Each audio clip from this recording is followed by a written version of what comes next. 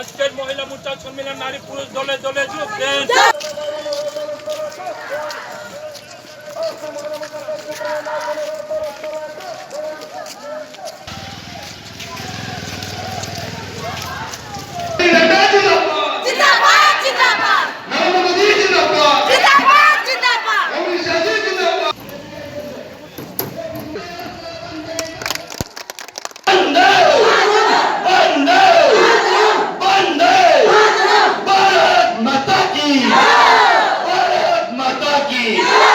সকলকে অনুরোধ করছি প্রতিপদমন করে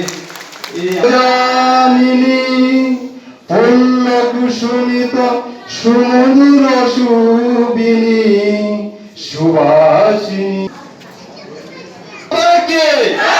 ভারত মাতাকে ভারত মাতাকে অসংখ্য মন্ডল মহিলা মোর্চার উদ্যোগে অনেক অনেক মহিলাদের উপস্থিতিতে আমরা আজকে জন্য সম্মেলন করতে চলছি। আপনারা সবাই জানেন 2023-এর বিধানসভা নির্বাচন আমাদের দোরগোড়ায়।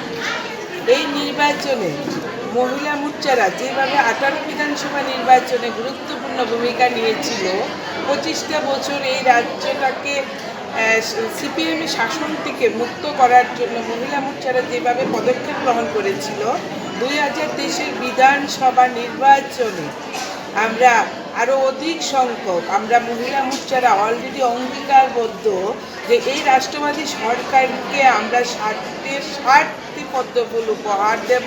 তার জন্য আজকে এই রায়মাদিনী মণ্ডলের মহিলা মোর্চারা অধিক সংখ্যক মাতৃশক্তির উপস্থিতিতে আমরা এই সম্মেলন করতে যাচ্ছি।